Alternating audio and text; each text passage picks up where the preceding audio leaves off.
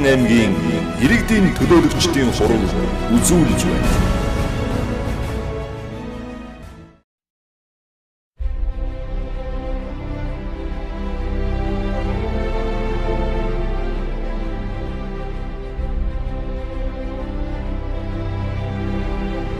Аймгийн иргэдийн төлөөлөгчдийн хурлын тэргүүлэгчний 2016 оны 11-р сарын 16-ны өдрийн хуваар батлах тухай 124 дугаар тогтоолын дагуу аймгийн иргэдийн төлөөлөгчдийн хурлаас санаачлан эрх зүйн нутгийн удирдлагын хөгжлийн хороо хурлын ажлын албанаас зохион байгуулж хэрэгжүүлсэн үйлчилгээний соёл иргэдийн сэтгэл ханамжийн аян амжилттай болж өнгөрлөө. За энэхүү аяны гол зорилго нь аймгийн хэмжээний төрийн болон төрийн бус байгууллага, бизнесийн байгууллагуудаас үзүүлж буй үйлчилгээг иргэдийн сэтгэл ханамжийг хангах хүч хэмжээнд хүргэх зорилтыг агуулж байгаагаараа онцлогтой юм а. За судлаачдын үзэж байгаагаар альва байгууллагын соёлыг нүдэнд харагдах зүйлийн төвшин, хандлага зан үйлийн төвшин, эрхэмлэн дээдлэх зүйлийн төвшнөр нь тодорхойлдог байна. Энэ үйлчилгээний соёл гэдэг төрийн үйлчилгээч орно, бус үйлчилгээ, бизнесийн үйлчилгээ, бус бүх үйлчилгээ орно гэж. Жижигхэн ч гэсэн сэтгэл ханамжийг агаад мөнгөгүйгээр биенийхээ үйлчилгээний соёлыг тэр төрийнхаа чиглэл төрийнх нь үйлчилгээний салбарт бүгд үйлчилгээнийхээ салбарт Эрдэнэт болвол нь одоо нэг Улаанбаатараас хүн ямар сайхан хаашаач орсон гэсэн хөө сайн байна да. Ингээд ингэдэг юмыг л хөвшүүлэл хийж байгаа. 2017 оныхаа эхэнд одоо үйлчлэгээний соёлыг одоо нэгдүгээр тавьж үзэж байгаа нь одоо иргэнлэг эрдэнтийг одоо төлөвшүүлэхэд нэлээхэн хувь нэмэр оруулна гэж одоо үзэж байна. Иймээс та бүгдийн бус аяны хүрээнд бид нэг тодорхой үр дүнд хүрсэн, үйлчлэгээний соёл нэвтэрсэн, хэвшсэн ийм сайхан үйлчлэгээ үзүүлсэн сар болно гэж итгэлтэй байна. Ингээ хамтран ажиллахад баяртай байна. Нэрмжит сарын аяны туг дэвтрийг авсан байгууллагууд өөрсдийн үзүүлж буй үйлчилгээнд өөрчлөлт хийхдээ ёс зүйн төлөвшөл 8 алхмыг хэрэгжүүлэх шаардлага тавигддаг байна. Үүнд хүн бүрийн эрэлхийг зоригийг батрааж өгөх, суралцах, уур амьсгалыг бүрдүүлэх, ёс зүйн талаарх яриа хэлэлцээ, сургалтын бүтцийг бий болгох, муу зан үйлийн эсрэг тэмцэх, өнөөгийн нөхцөл байдалд дүн шинжилгээ хийхийн тулд хамтран ажиллах, гол эрхэмлэн дээдлэх зүйлсийг тодорхойлох, байгууллагынхаа нийт ажилчдад болон байгууллагадаа анхаарал хандуулах, иргэд буюу үйлчлүүлэгчдээ сонсох гэсэн ёс зүйн соёл хэм хэмжээг баримталдаг байна. Орхон аймгийнхаа нийт иргэдэд сэтгэл ханамжтай үйлчлэгээ үзүүлэх соёлыг хөгжүүлж төлөвшүүлэхэд төрийн болон бизнесийн байгууллагууд үйлчлэгээний салбарын төрийн бус байгууллагуудын ажлын уялдаа холбоог идэвхжүүлэхэд оршиж байгаа энэ аян. Аяны эцсийн зорилго нь тухайн байгууллагуудын нэр хүндийг өсгөн, өрсөлдөх чадрыг сайжруулах, чадварлаг ажилтнуудын баг бүрдүүлэх, тулгуурч буй шин сорилтыг даван туулах асуудлыг шийдвэрлэх явцдаа иргэдэд үйлчлэх шин соёл төлөвшүүлэхэд оршиж байгаамаа. Иргэнд хүрж байгаа бараа бүтээгдэхүүн ажил үйлчлэгээ маань стандартын дагуу чанартай, эрүүл ахуйн шаардлага хангасан аюулгүй байна гэдэг маань эцэстээ юугаар хэмжигдэхгүйг хүний бүрийн, иргэний бүрийн сэтгэл ханамжаар хэмжигдэх юм аа. Тэгэхээр энэ ажлыг үр дүнд хүрэхэд бас энэ аймагт үйл ажиллагаагаа явуулж байгаа бүх байгууллага аж ахуйн нэгж хүмүүс бас тодорхой хэмжээний хамтран ажиллах энэ суурийг бол тавьсан өнгөрсөн онд гэж үзэж байна. Цаашдаа бид нар энэ ажлыг үнэхээр нэг номерт эхэлж тавих нь бол зүүн асуудал.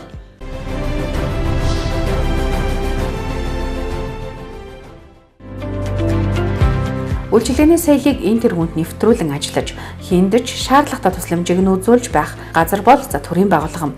Төрийн байгууллагуудад аялсан аяны туг дэвтэр аялах хугацаанд бүх багуудад тодорхой ажлууд шат дараатаагаар хийгдсэн байна. Шинэ мэдээллүүдээ гаргаж иргэд бас илүү их юу хүсэж байна, түүнтэй холбоотойгоор сэтгэл ханамжийн судалгаа авах ийм ажлуудыг бас зохион байгуулж байна. За мөн нэг давхурт хөтөж ажиллуулах ийм үйлчлэгийг нээсэн. За хуучин бол хөтөж ажиллуулъя гэж ярьжсэн ч бас энэ маань нэг л сайн хэрэгжихгүй. Төвшмдүүдийн ажил маш их ачаалттай, хэн сууган тодорхойгүй, зөвхөн тэндээ нээчээд нэг өрөө бэлтчихэд байгаад байсан. Үүнийгээ бол одоо яг эхлүүлсэн. Тэгээ хурлын зүгээс хийсэн ажлыг одоо та нар манлайлж оролцдог байх уу? Тэгээд харин ингэж зүгээр яг та нарын одоо таны тайлан ингээд сонсоод ингэж яхад бол хийсэн баггүй ажлууд хийсэн. Энэ бол биднэрт хэрэгтэй байсан. Тэгэхээр бол бас хурлын зүгээс хийж байгаа ажлыг ингээд манай төрийнхэн үлгэрлээд манлайлаад оролцож байгаа баяртай. Гэр хорооллын багуудын тухайд хэрэглэгчид зан хүргэх үйлчилгээг хангалттай төвшөнд хүргэхийн тулд нүдэнд харагдахуйц ажлуудыг хийжээ. Үүний нэг жишээ бол сэтгэл ханамжийн судалгаа байсан юм. Сэтгэл ханамжийн судалгааг баг бүр өөрсдөө гаргаж иргэд түүнд үнэлэлт өгнөлтийг өгч ажилласан байна. Манай багч нь өөрөө тухайн ажлын маань алба иргэдийнхаа юунаас 2-3 км-ийн хол. Гэхдээ иргэд маань төрийн үйлчлэгийг авах хоёрдугаар ер нь иргэдийг ганц холбож өгж байгаа юм бол хэсгийн ахлагч гэж би боддог.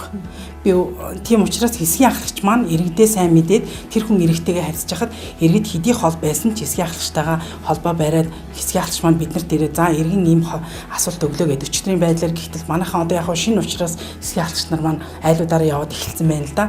Одоо нэг 300 өрхтэй хүн маань өнөөдөр 50% та хүрчихсэн. Би эднэртээ 1 сарын 31 гэхэд та бүх маань айлаар бүх судалгаагаа шинжилээд айлаар орсон байх хэрэгтэй гэсэн үр даалгавар өгчихсэн явж байгаа. Мөн эмнэлгийн үйлчилгээг нэг дороос 5 багт хүргэж байгаа нэгцгийн үйлчилгээний эмнэлгийн тухайд үйлчлүүлэгчдтэй нэг бүрчлэн уулзаж хаанаас хинээс хизээ эмчийн үйлчилгээг авах, хаана хандаж үйлчлүүлэх гэд мэдээллийг нөгч чадаж байгаа юм байна. Тэгээд нэг ч хүн гомдоож болохгүй, нэг зэрэг нэг буцааж болохгүй. Мөн үдийн цайны цагаар бид нар ээлжил жижүүрж ажиллаж байгаа шүү дээ. Одоо үдийн цайндаа 12-т бүх эмчнэр гарахад нэг эмч сувилагч үлдээд энд иргэдтэй үйлчлэлтийг орой бас 8 цаг хүртэл нэг эмч жижүүрлээд үйлчлээд байж байгаа тий. Одоо 3 сарын 1 хүртэл ингэж ажиллана. Том уу дарагддаг. Яг нэг ачаал Загалж байгаа хүмүүсээс сэтгэл ханамжийн судалгаа гэж байна. Авалгүй яг улирал тутамдаа аавна. Тэгээд бид нар бас яг тэрэндээ анамнез юу ингээд дүгнэлт хийгээд үзэхэд бол хамгийн гол нь юу гэхээр нэгдүгээр дагаж танах хөрөмжөө сайжруулж өг. Хоёрдугаарт нь болохоор яг эмчнэрийн ур чадварыг дээшлүүлж одоо хөрвүүлж ажиллах чадвартай болгох. Тэгээд нийгмийн эрүүл мэндийн талд бас илүү их анхаарах гэсэн ийм саналууд гарч ирдэг. Тэгээд тэрний үндслээд бид нар яг тэр ерөнхийдөө бол болсон хүчний хувьд бол одоо шийдвэрлэл яваад байгаа.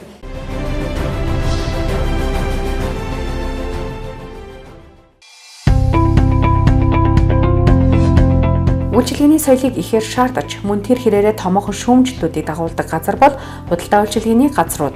Тус саяны хүрээнд Орхон аймагт үйл ажиллагаа явуулдаг бүхий л худалдааны газрууд, тэр дундаа хүнсний худалдааны байгууллагууд идэвхтэй амжилттай оролцжээ.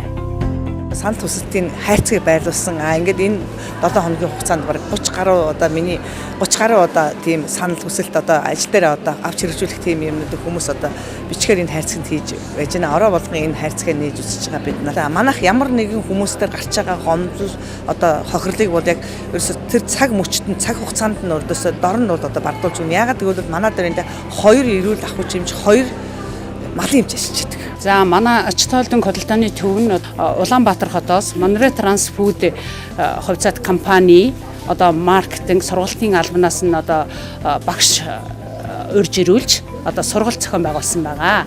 Энэ нь одоо харилцааны ёс зүй гэсэн сэдвээр сургалтыг авсан.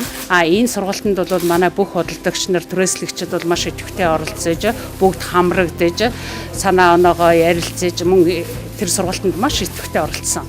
Энэ үйлчлэгээний соёл иргэдийн сэтгэл ханамж аяны хүрээнд мэдээж энэ өөрсдөө иргэдэд үйлчлэхийн тулд үйлчлэгээ сайжруулахын тулд сургалт семинар хэрэгтэй болсон манай түрээслэгч нарт. Тийм учраас бид нар одоо татварын газар, стандартар шимжил зүйн төв, хэрэглэгчдийн эрх шийг хамгаалах, нийгэмлэг зэрэг төрийн болон төрийн бус байгууллагуудтай хамтарч ажиллалаа. Энэ үеэрээ болохоор сургалт хийхдээ татварын газараас болохоор баримт одоо тэгээд нөгөө орлогын тодорхой бус байдаг түрээслэгчдийнхаа тайлангаа яаж гаргах вэ гэдэг бас одоо яг энэ оны эцсийн үеэр бас ийм асуудал гарсан. Тэн дээр бас сургалт авлаа. Энэ арсан хүн чиглэлээ бас анх урал дээр ч хэлж ирсэн. Энэ аян бол зөвхөн 7 хоногийн аян биш юм. Сарын аян биш юм. Жилийн аян. Гэтэ бас бид бас жилийн ч гэхгүй байгаа. Ер нь баг насан туршийн аян гэж хүлээж авлаа. Жилийн хугацаанд уралдаан, болцолт уралдаан зарлалаа. Түрээслэгчнэрийн дунд. Энэ нь бол хүнийг инээмсэглэлээр ухтана гэдэг бол үйлчлэгээний байгууллагын хамгийн том одоо нүүр царай байдаг. Тэгээ худалдаа аж үйлдвэрийн танхимаас сургалт авсан ба үйлчлэгээний соёл, харилцаа, ажлын байрны аз жаргал сэдвт сургалтыг зохион байгуулсан. Энэ дээр ажлын байран дээр хүн байна гэдэг чинь өөрөөсөө зүгээр зөвхөн мөнгө олох төдий биш те. Хүмүүст ингээ үйлчлэгээ хүргэж гэн хүнд ингээ харилцаа энийг бол үйлчлэгээ худалдаж гин гэсэн үг байхгүй хамгийн гол нь. гэхээр бид бараа бүтээгдэхүүн биш, гол нь одоо үйлчлэгээ нэвтрүүлж гин, үйлчлэгээгээ хүнд хүргэж гин гэдэг үүднээсээ ажлын байрны аз жаргал, харилцаа, үйлчлэгийн соёл гэсэн сэдвт сургалтыг зохион байгуулсан байгаа. Манай худалдааны хамт олон бол их олон ажил хийх үзэгдлээ. Энэ нь бол манай хамт олон тасаг болгон бол өөрсдийн онцлог байдлыг илтгэсэн өнгөнгийн тууцаар ижилсэж худалдаа авчдад үйлчлэгээ үзүүлсэн ба метрийн засгийн хамт олноос бол үндэсний баяр наадам болох гэж байгаа тохиолдол болон өөрсдийн бараа үйлчлэгээ сурталчлах энэ аяны хүрээнд бол Монголын үндэсний дээл хувцаараа ижилсэж худалдаа авчдад бол үйлчлэгээ үзүүлсэн иргэдийн сэтгэл төрсөн маш сайхан үйл ажиллагаа болж явагдсан байгаа. Захын хамт олон болон манай метрийн засгийн хамт олон энэ 1 сарын аянд одоо иргэд хөдөлмөрчид одоо өөрсдийнхөө энэ Монгол хувцсыг өмсөн энэ соёлтойгоор одоо иргэд хөдөлмөрчид үйлчилж байна.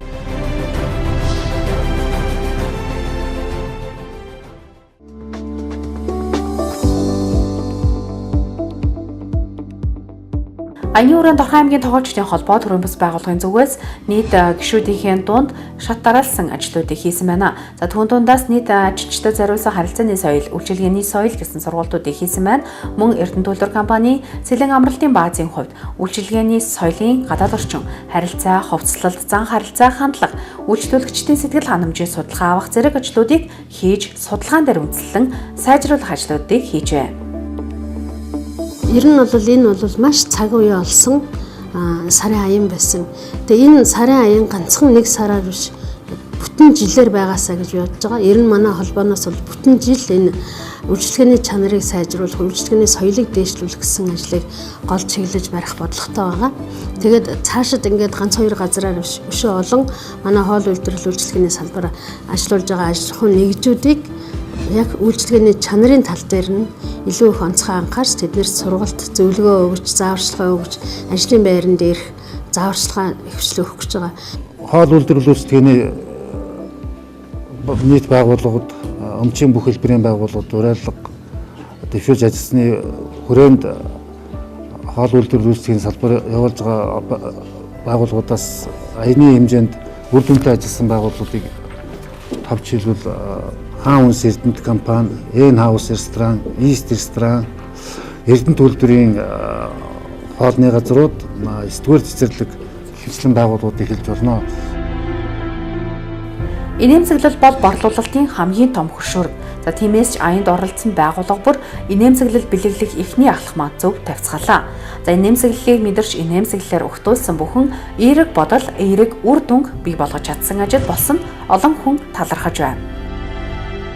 Хэдүүн ингээд анх яагаад яах чинь гинтхэн үе цагаансар олж баярлсан жааш Монгол утсан чи Монгол хүнд ингээд зөгтгөлүү гэдэг зарим руу тууад чи бид нар ч яг энэ ажлын хадлбард ингээд яхаар ер нь бид нар метр гэдэг утгаараа торго бус ааны утгаараа ер нь Монгол хувцсыг хөмсдөг ш. Тэгээд иргэд бол ер нь сэтгэл бол их өндөр үйлчлүүлдэг ш.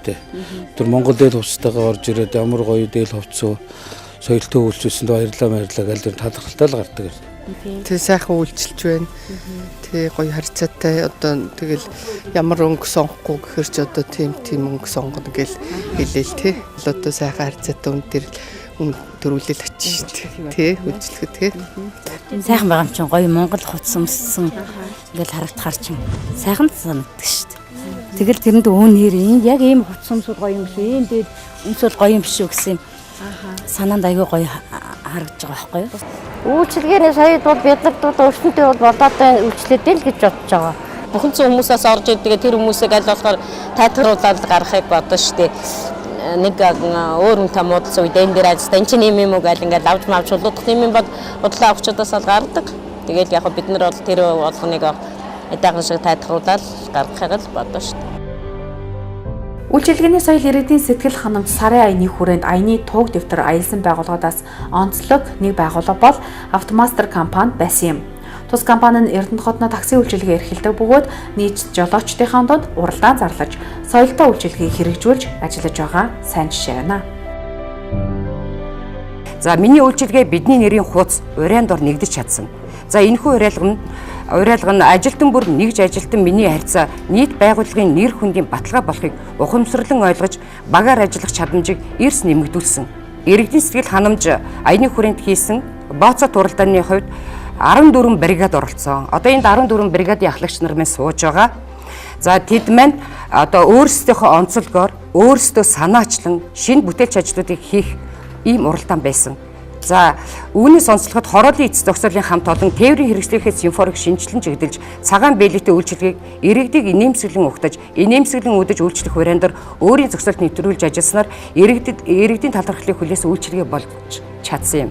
Үйлчилгээний соёл ба борлуулалтын харилцан хамаарал гэсэн сэдвтэй сургалтыг нийт түрээслэгчдийн дунд зохион байгуулсан байгаа. Энэхүү сургалтанд 57 он түрээслэгчдийг хамруулсан. Энэ сургалтын сэдв нь өөрөө эргээд түрээслэгч нарт маань үйлчилгээний соёлоор хэрхэн өөрийнхөө ашиг орлогыг нэмэгдүүлэх талаар маш одоо оновчтой зөвлөгөө зөвлөмжүүдийг багтаасан ийм ач холбогдол бүхий сургалт болсон.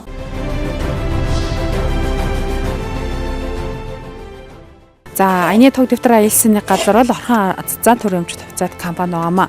За энэ компанийн тухайд бол жолоочдод за сэтгэл ханамжийг бий болгохын тулд ямар ажил зохиох вэ гэдгийг дээр бол нэлээд одоо ярилцж байгаа. Аюулгүй зам гэдгийг бол бий болгох нь зүйтэй гэдгийг бол компанийн удирдлагууд бол гаргасан байгаа.